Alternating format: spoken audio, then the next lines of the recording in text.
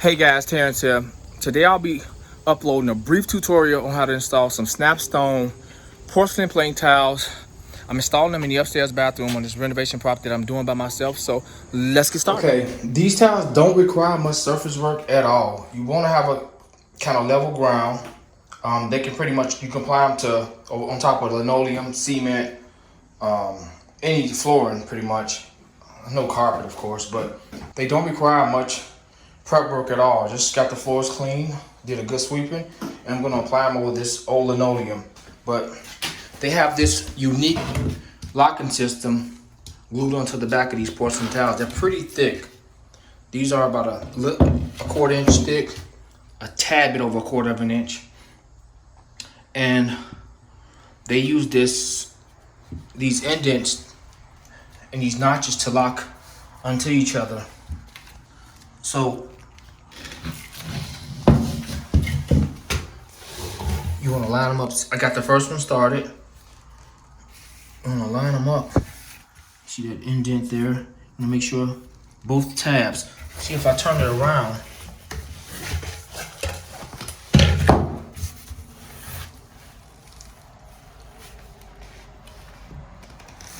It'll still work. So it doesn't matter which angle you put it in or which direction. They'll still lock when you're going vertical with them. So let's put this one in place. Make sure we're even.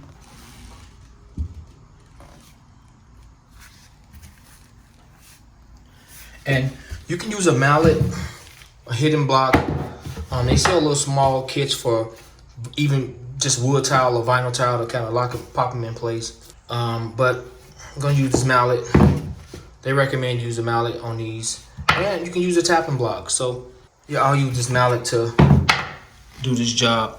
I mean, they're easy. You can kind of push them in place if you're in a tight spot like so. I don't have to worry about putting my little crowbar and tapping back in place. But yeah, you can kind of push them in place until you hear the click or you hear them lock in place. So let me put my phone down. Make sure we're lined up and we're even. Okay guys, I want to note there's about a 1/4 of an inch gap between these tiles. The notch is just about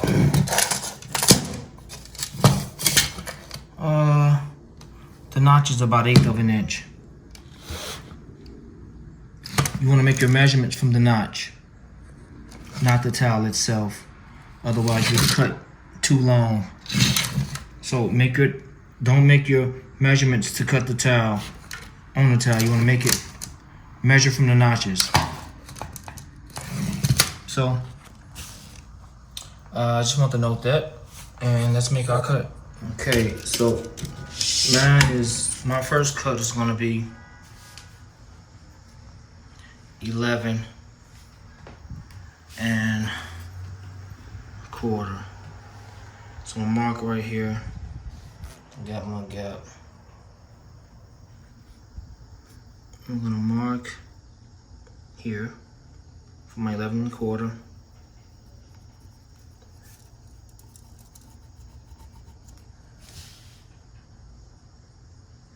And I'm gonna make my cut there on the wet saw.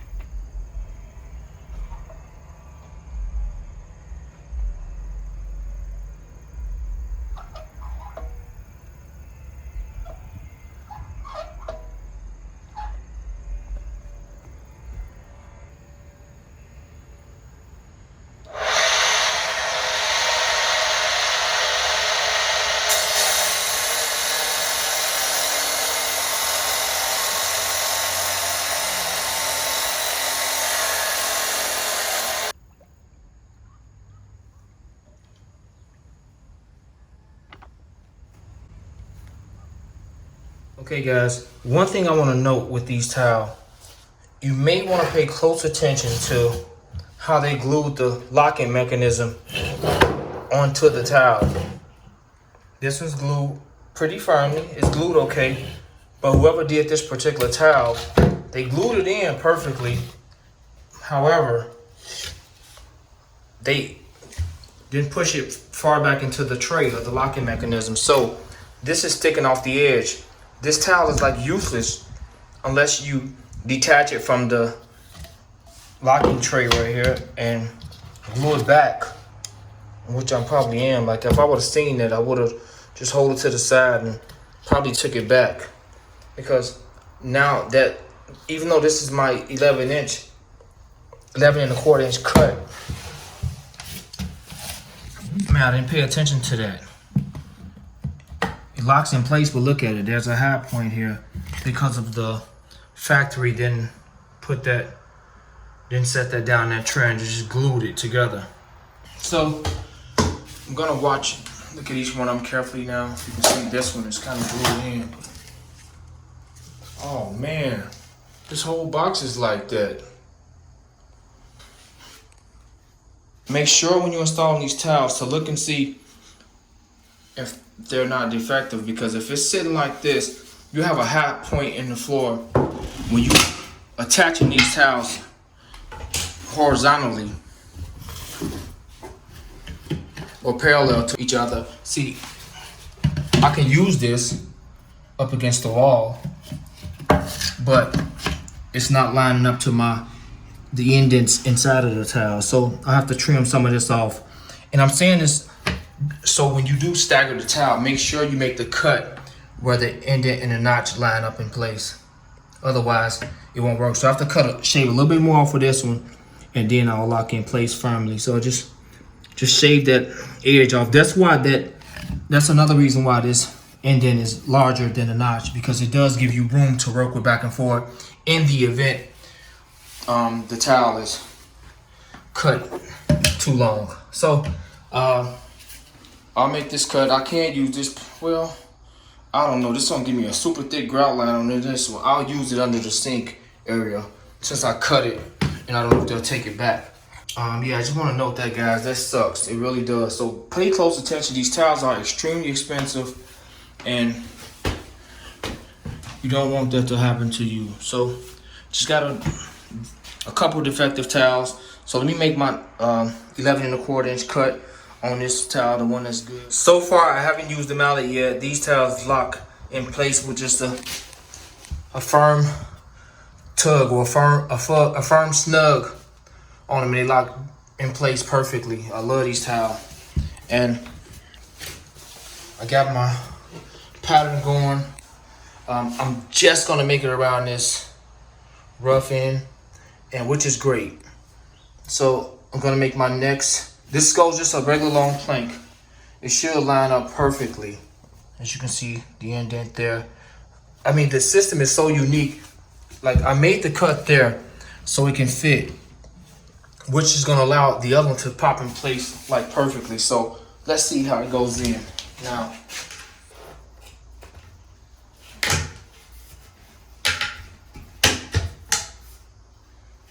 Okay, we're clicked in place. I kind of angled it, clicked it in place. Now I'm gonna push it, hit it back in place here.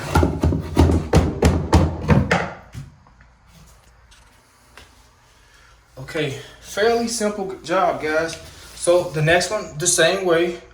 I don't think this will take a full plank. Maybe. I'm gonna have to knock some off due to the vent, but we'll see. We'll see. It may just make it from here. Visually, it looks like it'll make it, but we're gonna see.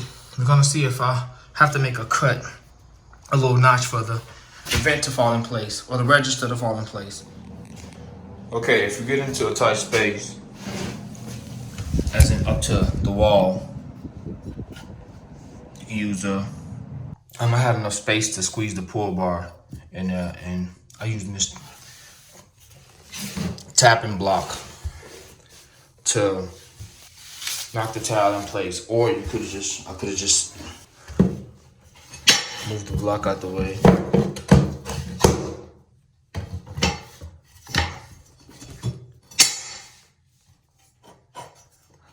Set me a piece of towel under here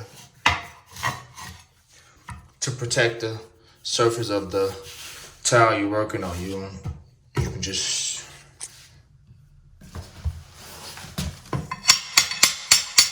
tap it in place.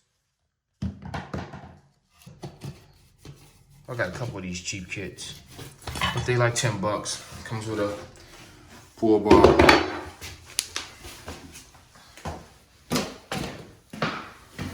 a couple more small ones, and some shims or spacers. So I'm on to the next row. What I'll do with this rough, I have to make no trick cuts. I'll put me a small piece there because the toilet gonna pretty much hide. I'll get here, it'll have those little gaps. So I'll get me a small piece here, that's my next measurement. And then I'll go full long length. And then a small piece to the vent. So come all the way out.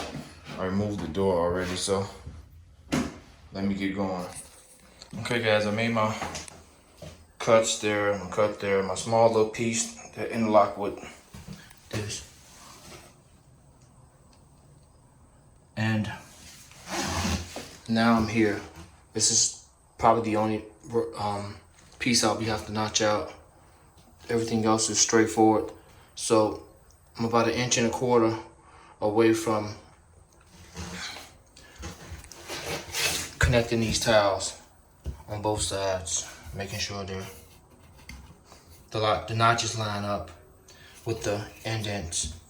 And I mark my spot what needs to be cut out. So I'm going to use my tile saw and make these cuts, and I'll use my angle grinder to make that cut.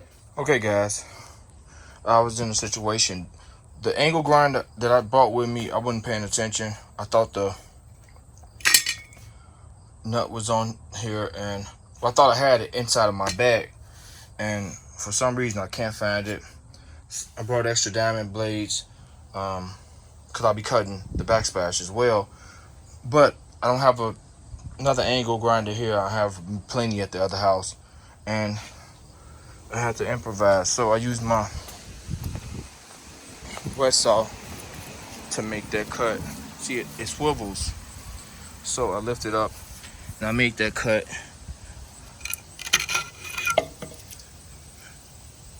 Chipped off on the edges because I couldn't go back, without damaging the exposed part of the tile. So this is gonna work perfectly.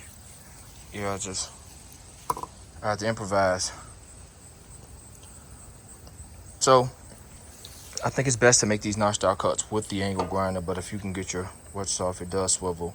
A lot of them are stationary, but if yours does swivel, you can actually kind of make some notches. So let's go install this and get going. Okay, perfect cut, a perfect notch. So I can install a long towel here and see how much I have to go before I go here. So I'll film as I move along and tell you guys if I do run into any problems that you may incur when you install these tiles. Okay guys, I made a cut on the new plank. So I'm gonna have to, this is probably gonna be the most difficult notch. I'm gonna have to cut off about that much and pop this towel down. That's how it should go. And I'll use the other half of that piece here, and as you can see, it lines up perfectly. I don't have to do any notching off, any cutting. So I can actually snap this on right now. Yep, it's in place. And a long plank, and I'm keeping my floor staggered as I move along. So let me make this notch, and it sucks that I don't have my angle grinder, but I'll should be able to knock it out with my wet saw. Okay guys, the easy way to get my cutout is I'll measure from here, the end of the register to here. They're 10 inches long, so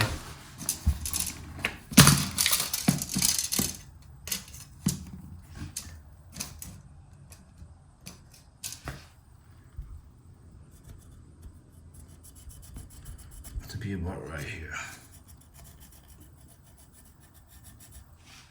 So here go my width, and here go my length. And I'll draw that rectangle and get this cut out, or half a rectangle. Okay guys, I got my cut.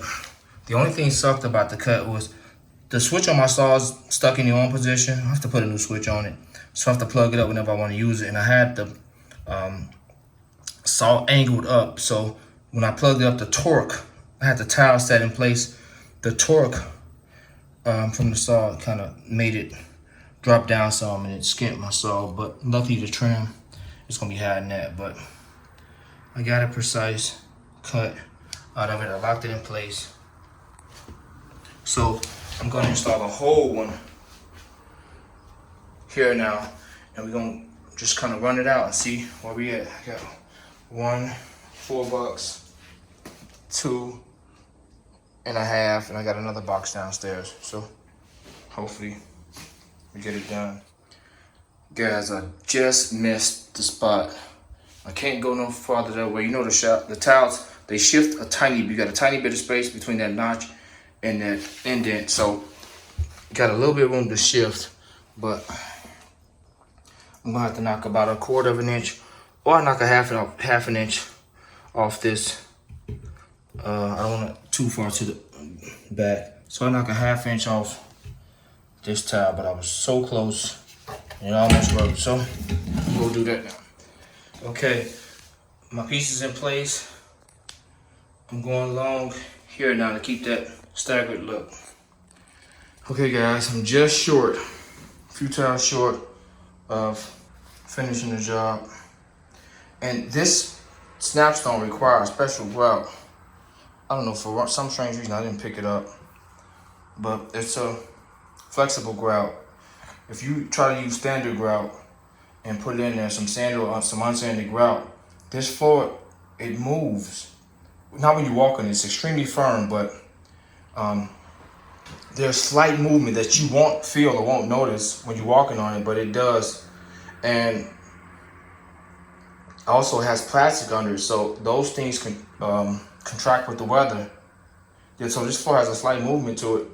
So the grout, I'm assuming it is some type of polymer or some type of flexible, some type of rubberized grout, but it allows the joints, those joints, to flex while you're walking on a tile without cracking. So you have to use this special kind of grout with it. It's a flexible grout. If you get the other grout, once it hardens, it's floor flex, it's gonna crack. Just leaving Menards, guys. Got my stuff. Bought me some vitamins. I'm out of vitamins. I'm waiting on my order from GNC. It hasn't arrived yet. Just grabbed something. Got my SnapStone. They replaced the towel. That was bad. I wish he could have sold me the other 4 out the box, but he said he had to take them back, so that sucks. To buy a whole nother box. Alright guys. Okay guys, if I didn't show how I lay them vertically, there's a couple ways I do it, but this is the way I've been doing it consistently. I just put them because there's room to scoot them over. I sit there here and lock it in place. Like so. And use the mallet and tap it in place.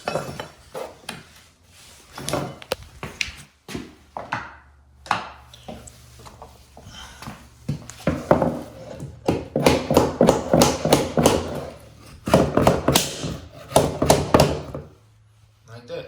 That's it. Okay guys, now that I'm in the tighter pieces, I almost made it Have to chop off about 1/4 of an inch of this towel. And just gonna set it in space like so. And use my pry bar to pull it over, or my pull bar to pull it in place, or hit it and tap it in place. Make sure the notches are lined up. Okay guys, I notched some lines out with my wet saw to get the notch needed for that door jamb.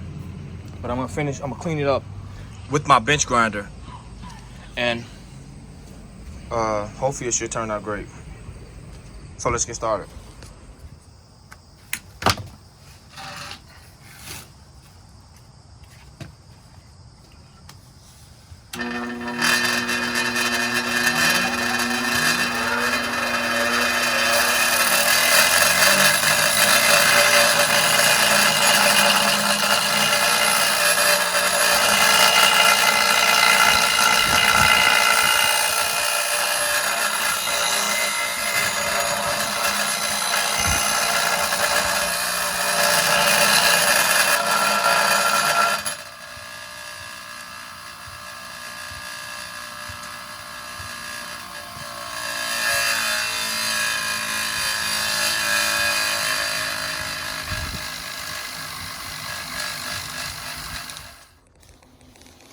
Okay guys, pretty good. I like that.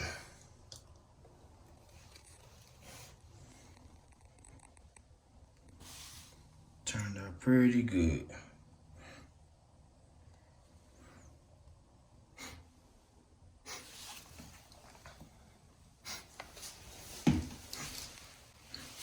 That will be a grout line for me. It'll look good up against the trim, opposed to trying to shave this metal. I could have shaved this metal and just ran the towel under there. That probably would have been the best thing to do. Yeah, could have shaved that metal.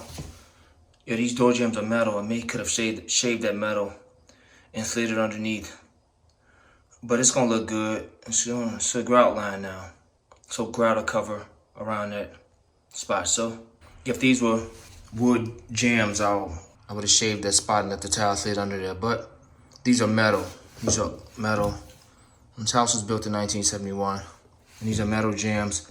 Although I do have a fine tooth blade here to get that cut. So I'm fine with this. I'm perfectly fine with this. Let me get another piece on so I can make the other cut. And we'll go from there. I'll be applying the grout shortly, and I'll show you guys that, and I'll wrap this up. So beautiful layout, turned out great. Stay tuned. Okay guys, it's time for grouting. So I didn't show the color of these towel. It's called charwood, and I'm using charcoal gray grout. So you need your bucket, your pail of water, a sponge, a grout float, and some rubber gloves if you insist on wearing gloves, but I always wear gloves. This is the unique grout that's highly recommended when using these SnapStone towels. It's kind of make up the system that was designed by the creators of the SnapStone towel. This grout is specially designed to have a firm fit on the surface. So let's get started. I'm gonna probably start from that corner or that corner and just kind of work my way out. Okay, I removed the top end. As you can see, there's a liquid then rolls to the top of the grout bucket. You can see that it's halfway filled with material, and I guess that allows you to mix it. So I'm gonna use this little scraper I had and mix it with. So once I get the mixing, I'll put me some and I'll start the corner and I'll work my way on out. So.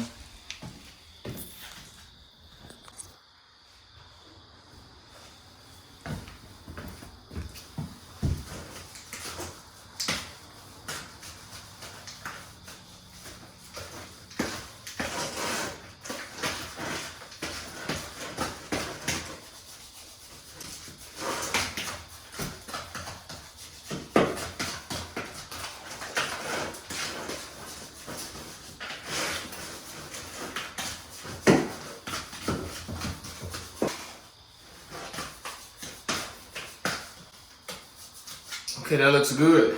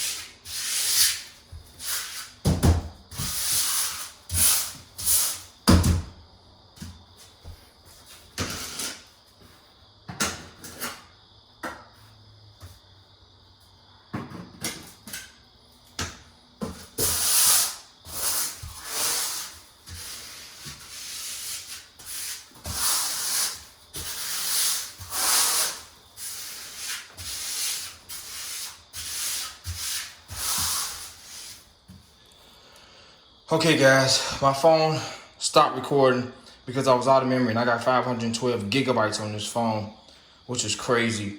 But I'm done, super simple. I'm upset that it stopped recording because it was so simple and so easy. I still got a little under half a bucket left. This grout is amazing to work with. I'm about to use the sponge now, kind of clean up the floor. And then when it dries, and I'll clean it up again and get the haze off the floor. But little under a half a bucket left. It didn't require much to fill these lines in. And I was recording and I was just talking as I was going and saying how easy it was to look back only to notice my camera stopped filming. So I'm sorry about that. I wanted you guys to see how effortless it was for me to do these grout lines. So now I'm about to do the cleanup on the floor before it dries up. I'm impressed with this grout. It cost $60 for this small bucket. 60 something dollars, $59.95 plus tax. It's very, very, very expensive. But if you're gonna use these towels, you can't use another grout with it. You have to go with what they recommend. Guys, so I'm done. The floor looks amazing. However, there is one con to using this grout.